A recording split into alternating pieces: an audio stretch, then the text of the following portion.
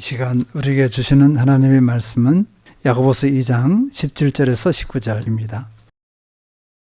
이와 같이 행함이 없는 믿음은 그 자체가 죽은 것이라. 어떤 사람은 말하기를 너는 믿음이 있고 나는 행함이 있으니 행함이 없는 내 믿음을 내게 보이라. 나는 행함으로 내 믿음을 내게 보이리라 하리라.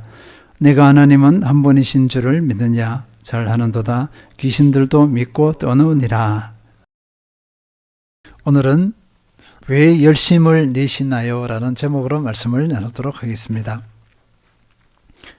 기본기는 아무리 강조해도 지나치지 않다. 이 원리는 무엇을 하든 무슨 일이든 그대로 적용됩니다. 삶의 모든 영역에서 적용된다는 것입니다. 공부, 직장, 운동, 건강, 요리, 사람과의 관계 등 모든 영역에서 적용이 됩니다. 기본기가 되지 않고서는 무엇을 기대할 수가 없습니다. 지금은 종방이 되었지만 골목식당이라는 TV 예능 프로그램이 있었습니다.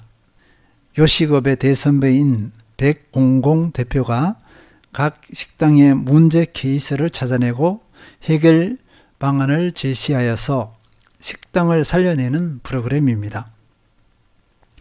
백 대표가 식당 주인에게 민망스러울 정도로 막 야단을 치는 경우가 있습니다. 그때는요, 기본기가 되지 않았을 때입니다. 그래서 단도직입적으로 기본기가 되지 않았다. 기본기를 갖춰야 된다. 이렇게 막 야단을 칩니다. 환경, 정성, 재료의 신선도, 열정 등 몇 가지가 있습니다. 전문가의 눈에는 이것이 다 보이는 것입니다. 기본기가 되어 있나 아닌가가 다 눈에 보입니다. 이 기본기가 안 되면 손님이 끊기고 식당은 문을 닫습니다. 어떤 식당 사장님은 야단을 친 그 영상을 다시 돌려보면서 자신을 되돌아보고 점검하겠다고 했습니다. 스포츠에서는 기본기로 체력, 기본기술에다가 인성까지 추가하고 있습니다. 인성이 안 되면 대성할 수 없다는 것입니다. 그러면 우리 신앙에서의 기본기는 무엇이겠습니까? 보통은 베이직이라고 이렇게 합니다. 베이직, 영어로 베이직이라고 이렇게 하는데 내비게이터 선교에서는 수레바퀴 예화를 통해서 이를 잘 설명해 주고 있습니다. 프린트물을 한번 보시기 바랍니다. 수레바퀴가 있습니다. 맨 가운데가 뭐죠? 그리스도, 중심 대신 그리스도입니다. 그 다음에 네 살이 있습니다. 기도, 말씀, 교제, 증거. 그리고 수레바퀴의 테두리가 뭘까요? 그리스도인에 순종하는 생활. 이것이 기본기의 주 골자라 볼 수 있겠습니다. 이 골자를 건강하게 형성하면 믿음은 건강하게 자라고 건강하게 형성되어질 수 있다. 이렇게 볼 수 있습니다. 우리는 일반적으로 신앙생활의 기본기를 잘 알고 있는 것 같습니다. 교회에서 항상 강조했기 때문입니다. 예배, 말씀, 기도, 교제, 전도입니다. 예배에 빠지지 마세요. 말씀을 보세요. 기도하세요. 전도하세요. 기가 닳도록 들었을 것입니다. 그런데 현실적으로 어느 정도인가 살펴보면요, 예배에 머물러 있는 분들이 많습니다. 주일 예배 한 번으로 신앙생활이 다인 분들이 많다는 것입니다. 그러나 주 한 번의 예배로서는 신앙이 견고히 세워질 수 없습니다. 주일 예배를 넘어서 새벽 기도회, 수요 예배, 금요 신야 예배까지 다 참석하시는 분들이 있습니다. 그러나 그 수는 소수입니다. 그러면 말씀과 기도 생활은 어떻겠습니까? 자신의 계획대로 말씀과 기도 생활을 충실하게 하시는 분들이 있습니다. 동일하게 그 숫자, 그 비율은 그렇게 높지 않습니다. 삶의 전도와 뿌리는 전도에 헌신하고 있는 분들은 더 적습니다. 교제는 어떠하겠습니까? 친교는 누구나 어느 정도 형성되었을 것입니다. 친하게 지내는 사람이 다 있어서 가까이 지내고 삶을 나누고 합니다. 그러나 규모가 있는 교회에서는 이것조차도 쉽지 않습니다. 1:1 양육, 1:1 제자 훈련의 교제, 소그룹의 교제는 꿈도 꾸지 못할 것입니다.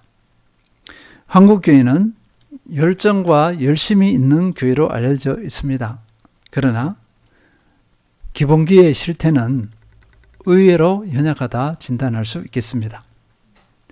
오늘은 이것을 나누고자 하는 것이 아니라 기본기의 더 본질적인 부분을 나누고자 합니다. 제가 청년 때부터 몇 교회를 다녔습니다. 그리고 선교단체에서 훈련을 받았습니다. 그리고 목회의 길로 들어서면서 4개 교회에서 전도사, 부목사로 섬겼습니다. 늘 경험하는 것은 교회에서 일어나는 분쟁입니다. 그런데 그 분쟁의 중심에는요, 기도와 말씀, 전도에 열심이었던 성도님들이 늘 있었다는 것입니다. 그 분쟁에 열심이 없는 사람들은 끼어들지도 못해요. 열심히 있었던 분, 나는 신앙이 있다, 믿음이 있다 자부하는 분들이 그 분쟁의 중심에 있습니다. 기도와 말씀에 열심히 있는 성도님들은요, 때로는 교만하고 때로는 다른 사람을 판단하고 또는 어떤 주장을 하면서 상처를 준다는 것입니다. 심하게는 교회를 어지럽히기도 합니다. 우리 성도님들도 많이 경험했을 것입니다. 지금까지 교회 생활을 하면서 주변에 일어나는 일들을 많이 보아왔을 것입니다. 왜 이런 일이 발생했을까? 분명 말씀과 기도와 전도에 열심이었다면 누구보다 하나님과 깊은 교제를 가졌고 하나님의 살아계심을 더 많이, 더 분명히 체험했을 것입니다. 기본기에 충실하지 못했던 성도들보다 더 성령 충만하고 더 많은 성령의 열매를 맺어야 했을 것입니다.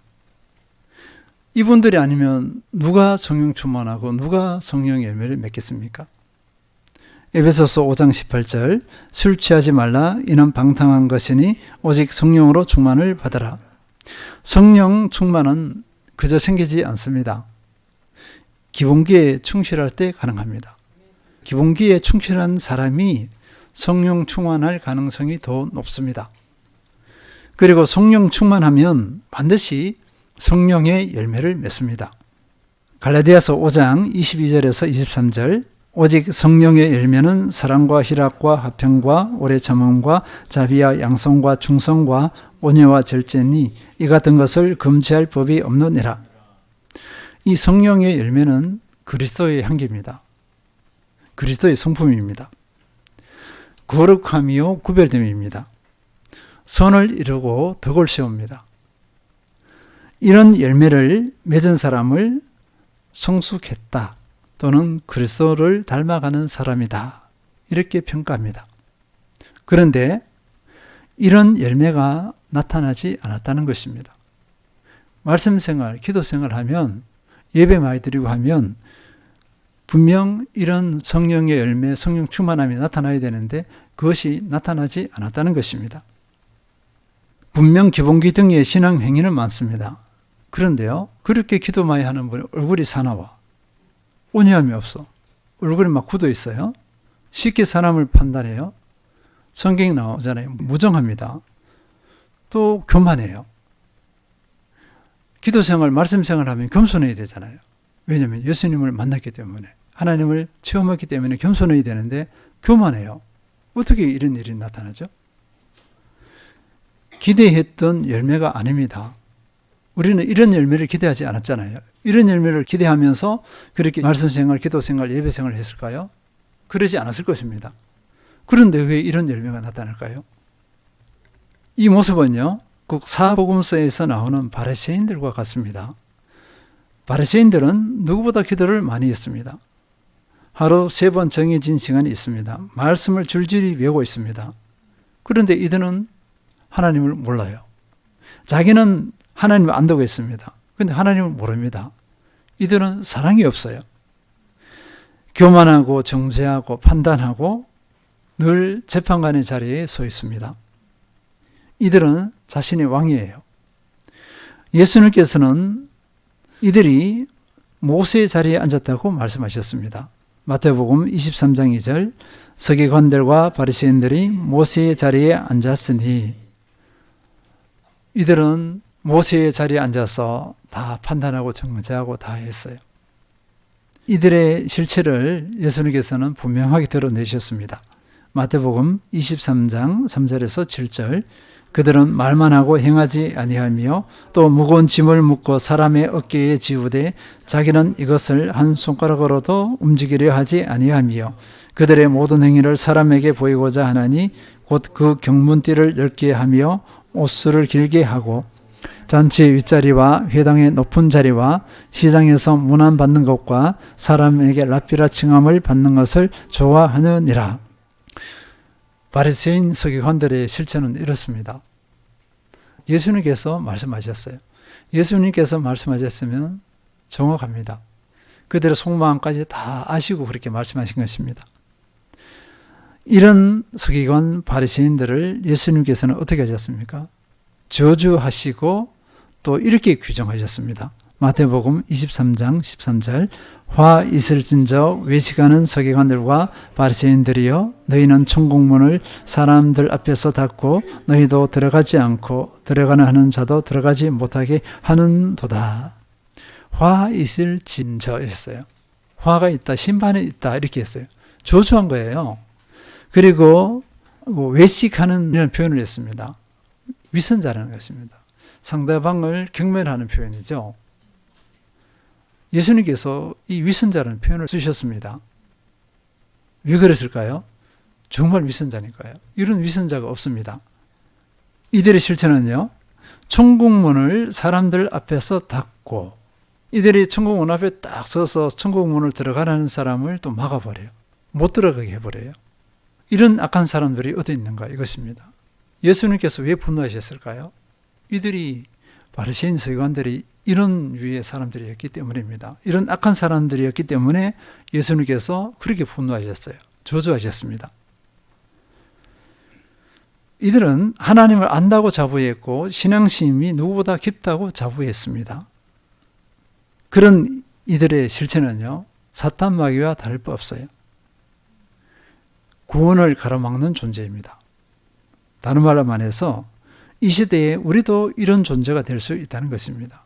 열심히 신앙생활을 하는데 이런 바리새인이 될 수 있다. 이것을 경고해주고 있습니다. 마태복음 23장 15절 화 있을진저 외식하는 서기관들과 바리새인들이여 너희는 교인 한 사람을 얻기 위하여 바다와 육지를 두루 다니다가 생기면 너희보다 배나 더 지옥 자식이 되게 하는도다.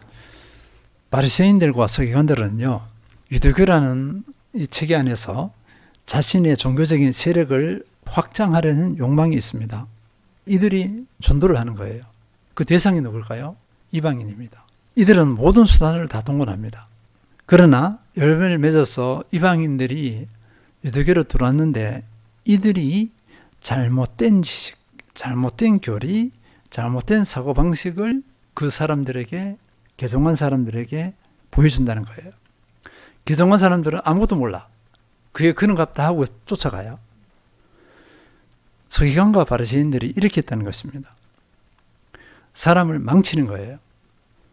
이방인들은요, 원래 있던 나쁜 습성이 있잖아요. 여기에다가 바리새인과 서기관들의 위선적인 것까지 덧입혀져 버려서 더 악한 존재가 되어가는 것입니다. 이게 서기관들과 바리새인들의 실체예요. 지금으로 말하면 그 행실이 본이 되지 않았다는 것입니다. 다시 말씀드리지만 처음 믿은 사람들은 믿음의 선배들을 쫓아가요. 그게 그런갑다 하고 쫓아갑니다. 예수님께서 이렇게까지 표현하셨습니다. 마태복음 23장 27절 화 있을진저 외식하는 서기관들과 바리새인들이여 회칠한 무덤 같으니 겉으로는 아름답게 보이나 그 안에는 죽은 사람의 뼈와 모든 더러운 것이 가득하도다. 사람의 악함에 대한 최고의 표현이라 볼 수 있어요. 이런 악한 사람이 어디 있어요? 이게 누구죠?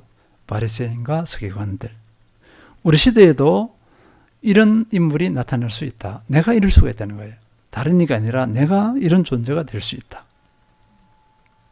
신앙생활을 열심히 한다 하나 이런 악한 열매가 내게서 나타날 수 있다.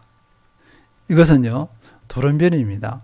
하나님께서 원하는 열매가 아니에요. 우리는 정말 민감하게 우리 자신을 살펴봐야 합니다. 아니면 이 올무에 빠져요. 야고보서에서는요, 기본기와 삶의 분리에 대해서 더 구체적으로 지적하고 있습니다. 야고보서 2장 17절, 이와 같이 행함이 없는 믿음은 그 자체가 죽은 것이라. 일반적으로 우리는 말씀, 기도, 전도, 교제에 많은 시간을 들이고 지속하는 것을 믿음으로 생각하는 경우가 많습니다. 그 신앙 행위를 믿음으로 생각하는 경우가 많습니다. 그러나 이것이 진정한 믿음인지는 아직 검증되지 않았습니다.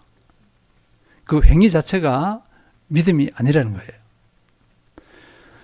야고보 사도는 이 믿음의 행위가 행함이라는 열매로 나타나야 진정한 믿음이라고 규정하고 있는 것입니다. 행함으로 나타나지 않는 믿음의 행위는 헛것, 죽은 것이다, 이렇게 합니다. 만약에 신앙 활동에 열심이고 교회의 중직자가 된 사람이 이제는 예배를 인도하고 안내를 하는 그 위치에 있어요. 이 사람이 부자와 가난한 사람을 차별했다. 그렇다면 그 사람의 믿음, 그 사람의 신앙의 행위들은요, 죽은 것이다, 이렇게 규정하고 있습니다. 차별하는 것은 사랑에 실패한 것입니다. 사랑에 실패한 것은 그 신앙의 열매, 사랑의 열매가 부재예요. 그러면 그 사람의 신앙행위, 지금까지 살아온 그 모든 것이 헛것이 될 수 있습니다. 거짓 경건이 될 수가 있다는 것입니다. 헛된 경건이 될 수 있다는 것입니다. 그 신앙행위, 그 기본기 자체만으로는 자기에게 유익을 주지 못합니다. 그리고 행함으로 나타나지 않으면, 사랑으로 나타나지 않으면 다른 사람을 시험 들게 합니다. 차별받은 그 사람 단번에 시험을 받았을 거예요. 그리고 공동체에 해악을 줍니다. 그래서 우리의 믿음의 행위의 열매는 반드시 행함으로 나타나야 합니다. 그 중심의 하나가 사랑이고 성령의 열매입니다. 갈라디아서 5장 6절, 그리스도 예수 안에서는 할례나 무할례나 효력이 없으되 사랑으로서 역사하는 믿음뿐이니라. 할례, 무할례는 구원과는 무관하다. 그 행위 자체로는 구원과는 무관하다. 구별된 삶과는 무관하다. 이렇게 말씀하고 있습니다. 그리스도 안에서는 오직 사랑이라는 수단을 통해서 표현되는 그 믿음만이 효력을 가지고 있다. 그 믿음도 사랑이라는 매개체를 통해서 운동력이 나타나야 합니다. 사랑이라는 매개체 없이 믿음 자체로서 운동력은 헛것이 되는 거예요. 하나님께서 인정하지 않으십니다. 제대로 된 믿음은 사랑이라는 열매가 반드시 나타나야 한다는 것입니다. 사랑이 없이 형성된 믿음은 이기적인 믿음이 될 수밖에 없어요. 자의적인 믿음이 될 수밖에 없습니다. 그래서 사랑으로 역사하는 믿음뿐이니라, 이렇게 하고 있어요. 행함이 없는 행위, 열매가 없는 기본구에 대해서 어떤 사람이 이렇게 주장할 수 있습니다. 야고보서 2장 18절, 어떤 사람은 말하기를 너는 믿음이 있고 나는 행함이 있으니 행함이 없는 내 믿음을 내게 보이라. 나는 행함으로 내 믿음을 내게 보이리라 하리라. 이 표현은요, 비웃는 겁니다. 조롱이에요, 조롱. 자신은 믿음이 있다고 그 행위로서 믿음을 막 자랑해요. 하는데 행함이 없어. 성령 열매가 없어요. 사랑도 나타나지 않아. 작은 믿음의 행위이지만 행함이 나타나는 사람은 그렇게 막 자랑하는 사람을 보고 한번 보여줘 봐, 이렇게 하는 거예요. 너의 믿음을 한번 보여줘. 근데 보여줄 수 있을까요? 보여줄 수 없습니다. 왜냐하면 이미 그 모든 그 행위들이 틀어졌기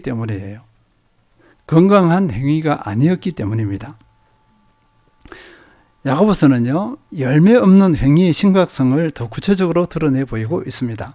야고보서 2장 19절, 내가 하나님은 한 분이신 줄을 믿느냐 잘하는도다 귀신들도 믿고 떠느니라. 우리 성도님들이 야고보서를 읽다가 이 부분에 와서 이게 무슨 말씀이지? 막 이렇게 물음표를 던지는 경우가 많을 거예요. 이게 뭐냐면요, 말씀과 기도 생활, 전도, 교제가 많은 사람들, 이 사람들은 하나님은 한 분이신 줄 안다는 것입니다. 그리고 두려워해요. 그 마음에 뭐가 있냐면, 아, 내가 이래 하면 벌 받는데, 이런 두려움이 있어요. 그런데요, 이 수준은 귀신들도 똑같다는 거예요. 귀신도 사탄 마귀도 하나님은 한 분이신 줄 알아. 그리고 하나님 앞에서 떨어. 예수님이 귀신을 쫓아낼 때 이들이 막 떨면서 나가거든요. 행함이 나타나지 않는 사람의 그 신앙 수준을 어떻게 봤다고요? 귀신과 똑같다는 거예요. 충격입니다. 충격. 우리가 이런 평가를 받는다 생각해 보세요. 기가 막히지 않아요? 내 신앙의 수준, 믿음의 수준이 귀신의 수준과 다를 바 없다. 나는 그렇게 자부했는데. 귀신은 행함이 없습니다. 사랑이 뭐면 몰라요. 사랑하지 않습니다. 이들은 순종이 없어요. 자기 멋대로 합니다. 근데 하나님은 한 분인 줄 알아. 그리고 하나님을 두려워해. 왜냐하면 이들은 최후 심판을 받을 것이기 때문입니다. 우리는 한번 살펴봐야 합니다. 내가 그렇게 자부했던 그 믿음이 혹시 귀신의 수준의 믿음은 아닌가 민감하게 살펴야 할 것입니다. 그렇게 열심을 내었던 내 신앙 행위가 왜 이런 수준이 되어버렸는가 물음표를 던져봐야 합니다. 그 원인을요, 오늘 이 수레바퀴는 명확하게 설명해 주고 있습니다. 이 수레바퀴 예화를 그대로 적용하면은 우리가 이런 올무에 빠지지 않아요. 행위와 행함의 열매가 같이 갑니다. 그래서 오늘 그 내용을 잠깐 살펴보도록 하겠습니다. 첫 번째는요, 우리 신앙의 그 수레바퀴를 보시기 바랍니다. 그림 보시면요, 수레바퀴의 중심, 힘을 받는 부분은 예수 그리스도여야 합니다. 예수 그리스도 안에서 신앙 행위가 이루어져야 한다는 것입니다. 이것은 무엇을 말하고 있습니까? 갈라디아서 2장 20절, 내가 그리스도와 함께 십자가에 못 박혔나니 그런즉 이제는 내가 사는 것이 아니요 오직 내 안에 그리스도께서 사시는 것이라. 이제 내가 육체 가운데 사는 것은 나를 사랑하사 나를 위하여 자기 자신을 버리신 하나님의 아들을 믿는 믿음 안에서 사는 것이라. 그 신앙 행위, 그 행위 이전에 말씀, 기도, 전도, 교제 이전에 형성되어야 할 것이 있다는 것입니다. 그것이 뭐냐면 내가 그리스도와 함께 십자가에 못 박혔나니 이것입니다. 내 옛자가 죽은 상태가 되어져야 합니다. 내 옛자를 십자가에 못 박아야 합니다. 죄성과 거짓자가 죽어야 한다는 것입니다. 사람을 의식하는 그 거짓됨도 죽어야 합니다. 내가 주인된 그 거짓자가 죽어야 합니다. 내가 주인된 상태에서는 나의 연약한 인간적인 동기만이 작동할 뿐입니다. 내가 살아있는 그 상태에서 기본길은요, 주님을 만나지 못합니다. 체험하지 못해요. 머리로는 알 수 있어요. 머리만 있지 실질적인 체험이 안 돼요. 인격의 체험이 없습니다. 그러니까 사람들이 머리만 커지는 거예요. 예배 많이 드리죠. 말씀 많이 보죠. 그 다음 기도 많이 하죠. 머리만 계속 커지는 거죠. 주님을 인격적으로 체험하지는 못해요. 언제나 내 뜻이 우선될 수밖에 없습니다. 내 힘으로 하죠. 내가 살아있으니까 내 힘으로 할 수밖에 없습니다. 그리고 그 신앙의 행위는 부작용이 일어납니다. 오직 그리스도가 주인된 상태에서 그 신앙 행위가 빛을 발할 수 있습니다. 예수 그리스도께서 나를 통치하셔야 합니다. 예수님이 주인 되셨다는 것은 예수님께서 나를 통치하시는 것을 의미합니다. 예수님께서 나를 지배하고 다스리는 상태가 되어야 그때 온전한 행위가 될 수 있어요. 그때 행함의 열매가 나타납니다. 이렇게 되어지면요, 선순환이 되어집니다. 신앙의 행위가 부작용으로 나타나지 않고 선한 영향을 주어서 행함이 나타나죠. 그 힘에 의해서 또 신앙 행위가 견고해집니다. 그래서 계속 선순환 이렇게 되어집니다. 그렇지 않으면 나를 살리고 세워야 할 신앙 행위가 나를 죽이고 나를 무너뜨리는 것이 되어버립니다. 그래서 첫 번째는요, 이 수레바퀴의 중심은 예수 그리스도여야 합니다. 두 번째는요, 내 힘이 아니라 은혜의 힘으로 해야 합니다. 성령의 능력으로 행하여야 한다는 것입니다. 고린도전서 2장 4절에서 5절, 내 말과 내 전도함이 설득력 있는 지혜의 말로 하지 아니하고 다만 성령의 나타나심과 능력으로 하여 너희 믿음이 사람의 지혜에 있지 아니하고 다만 하나님의 능력에 있게 하려 하였노라. 사도 바울은 자신의 힘으로 전도를 할 때 그 한계성을 체험했습니다. 고린도 오기 전에 자기가 한번 철학 지식을 가지고 붙어보려고 그랬어요. 실패했습니다. 그러니까 아테네에서 완전 실패하고 깨지고 나서 고린도에서는 다 내려놔요. 오직 하나님 성령을 의지해서 성령의 능력으로 전도를 합니다. 고린도에서 엄청난 열매를 맺었어요. 기도도 마찬가지입니다. 로마서 8장 26절, 이와 같이 성령도 우리 연약함을 도우시나니 우리는 마땅히 기도할 바를 알지 못하나 오직 성령이 말할 수 없는 탄식으로 우리를 위하여 친히 간구하시느니라. 기도도 내 힘으로 할 수 없습니다. 성령을 의지할 때 제대로 기도할 수 있습니다. 성령께서 우리의 기도를 도우세요. 나는 내가 뭘 기도해야 될지 몰라. 성령님께서는 다 아시죠. 그것도 가르쳐 주십니다. 성령님께서는 우리의 연약함을 도우십니다. 내가 은혜의 힘으로 하기 위해서는 성령 충만해야 합니다. 성령님께서 나를 지배하도록 해야 한다는 것입니다. 세 번째는요, 신앙의 행위는 반드시 순종과 연결되어야 합니다. 되돌이 보시기 바랍니다. 되돌이 보시면 그리스도인의 순종하는 생활을 했습니다. 바퀴가 굴러가기 위해서는 타이어 있잖아요. 그게 단단하게 형성되어야 합니다. 그것이 있어야 굴러갈 수 있어요. 그것이 빠진 철만 있는 내 휠 있잖아요. 이걸 보세요. 굴르려면 톡톡톡톡 할 거 아니에요. 조금 속도를 내면 부러져 버립니다. 바퀴 자체가 형성되지 않아요.